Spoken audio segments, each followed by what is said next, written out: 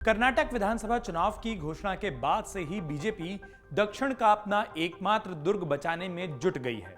धर्मेंद्र प्रधान, प्रहलाद जोशी समेत कई केंद्रीय मंत्रियों को चुनावी रणनीति तैयार करने के लिए कर्नाटक में सक्रिय कर दिया गया है। यहां तक कि 79 साल के बीएस येदियुरप्पा अब पार्टी के पोस्टर बॉय बन गए हैं। इसके अलावा पार्टी ने चुनाव के लिए पीएम नरेंद्र मोदी, केंद्रीय गृह मंत्री अमित शाह, बीजेपी अध्यक्ष जेपी नड्डा और यूपी के मुख्यमंत्री योगी आदित्यनाथ की भी कई रैलियां प्रस्तावित की हैं। लेकिन इन सब के बावजूद कुछ दिक्कतें ऐसी हैं जिसने बीजेपी की मुश्किलों को बढ़ा रखा है। अब बात कर लेते हैं इन मुश्किलों की और जान लेते हैं कि कर्नाटक में आखिरकार बीजेपी की मुश्किलें बढ़ी हुई क्यों हैं। तो सबसे पहले बात लगातार हो रहे इस्तीफों की। इन इस्तीफों ने पार्टी की टेंशन बढ़ा दी है।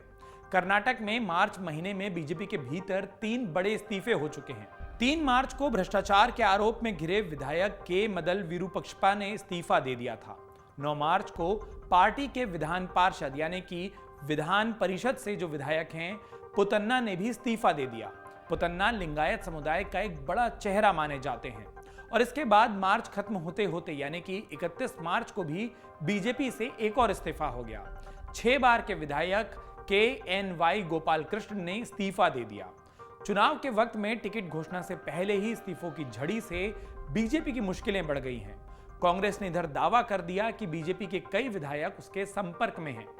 अब कर लेते हैं दूसरी मुश्किल की बात। बीजेपी को कर्नाटक में मुख्यमंत्री बदलने का फैसला बैकफायर कर गया।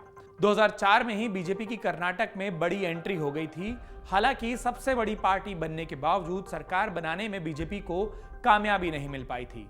साल 2006 में एक सियासी उठापटक के बाद बीजेपी वहां सरकार बनाने में कामयाब हो गई और उसके बाद बीएस येदियुरप्पा को राज्य का मुख्यमंत्री बनाया गया। लेकिन ज्यादा दिनों तक सरकार नहीं चल पाई और 2008 में फिर से चुनाव हुए। बीजेपी को पूर्ण बहुमत मिला, लेकिन 3 साल बाद ही येदियुरप्पा को एक मामले में सजा सुना दी गई। इस सजा के बाद बीजेपी ने कर्नाटक की कमान सदानंद गौड़ा और जगदीश शेट्टार को सौंपी, लेकिन फॉर्मूला काम नहीं आया। 2019 में सरकार बनने के बाद भी मुख्यमंत्री बदलने का फॉर्मूला लागू कर दिया गया और येदियुरप्पा को हटाकर बासवराज बोम्मई को राज्य का मुख्यमंत्री बनाया गया। हालांकि अब विधानसभा चुनाव से कुछ दिन पहले पार्टी ने एक बार फिर से बीएस येदियुरप्पा को सक्रिय किया है। येदियुरप्पा लिंगायत समुदाय के बड़े नेता माने जाते हैं और इसीलिए पार्टी उनके नाम और उनके चेहरे का सहारा लेना चाहती है। तीसरी जो मुश्किल है वो है कर्नाटक का इतिहास। कर्नाटक में साल 1985 के बाद से कोई भी पार्टी लगातार 2 बार सत्ता में नहीं आ पाई है और अगर आई तो पूरी 5 साल की सरकार नहीं चला पाई।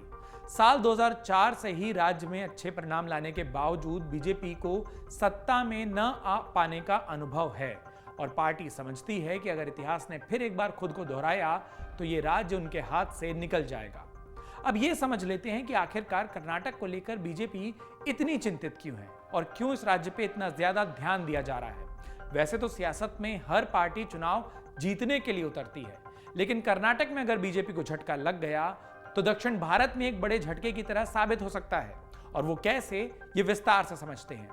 दरअसल केरल और आंध्र प्रदेश में 0 सीट। बीजेपी के पास दक्षिण के राज्य केरल और आंध्र प्रदेश में ना तो लोकसभा और ना ही विधानसभा में एक भी सीट है।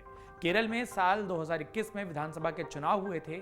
उस वक्त बीजेपी ने बड़ी मजबूती से चुनाव लड़ा, लेकिन पार्टी हार गई और लोकसभा चुनाव में भी पार्टी केरल में नहीं जीत पाई थी।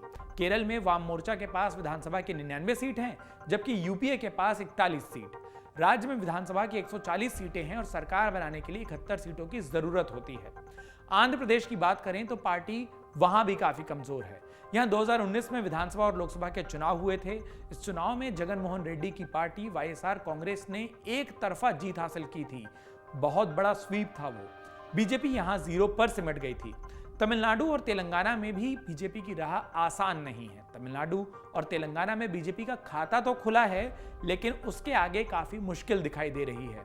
तमिलनाडु में बीजेपी ने पिछला चुनाव AIADMK के साथ मिलकर लड़ा था, जिसके कारण 4 सीटों पर पार्टी को जीत हासिल हुई थी। अगर लोकसभा चुनाव की बात कर ली जाए तो पार्टी के पास राज्य से एक भी सीट नहीं है और हाल ही में बीजेपी और AIADMK के बीच में खटपट हो गई, जिसके बाद से माना जा रहा है कि तमिलनाडु में यह गठबंधन अब टूट सकता है।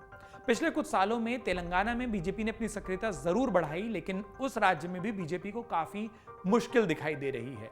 तेलंगाना में बीजेपी लोकसभा में 4 और विधानसभा में 1 सीटें जीत पाई है।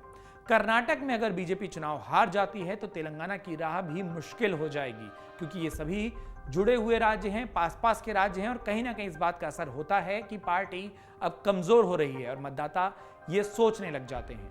अब ये भी जान लीजिए कि दक्षिण भारत में लोकसभा की कुल 129 सीटें हैं, जिनमें से तमिलनाडु की 39, कर्नाटक की 28, आंध्र प्रदेश की 25, केरल की 20 और तेलंगाना की 17 सीटें शामिल हैं। बीजेपी को 2019 में इन 129 सीटों में से सिर्फ 29 सीटों पर जीत मिली थी और पार्टी को तमिलनाडु, केरल और आंध्र प्रदेश में एक भी सीट नहीं मिली। कर्नाटक में अगर बीजेपी कमजोर होती है तो उसका नुकसान लोकसभा चुनाव में भी पड़ सकता है। बात विधानसभा सीटों की करें तो दक्षिण के 5 राज्यों में विधानसभा की कुल 892 सीटें हैं और ये सीटें राज्यसभा के गणित के लिए बेहद जरूरी हो जाती हैं। इनमें तमिलनाडु की 234, कर्नाटक की 224, आंध्र प्रदेश की 175, केरल की 140 और तेलंगाना की 119 सीटें शामिल हैं। बीजेपी के पास अभी इन 892 में से सिर्फ 109 सीटें हैं। ऐसे में कर्नाटक की मुश्किलों को अगर बीजेपी ने समय रहते ठीक नहीं किया तो ना सिर्फ राज्य की सत्ता बल्कि लोकसभा और राज्यसभा के समीकरण भी पार्टी के लिए खराब हो सकते हैं और ये खराब समीकरण आने वाले लोकसभा चुनाव में भी असर डाल सकते हैं। तो बीजेपी इसीलिए कर्नाटक को लेकर इतनी सशंकित है और इतना ज्यादा ध्यान, इतना ज्यादा फोकस दक्षिण के इस राज्य में दिया जा रहा है। अमर उजाला अब आपके टीवी पर भी। अपने स्मार्ट टीवी पर YouTube पर सर्च करें अमर उजाला, चैनल सब्सक्राइब करें और देखें ताजा खबरें, वो भी HD क्वालिटी में।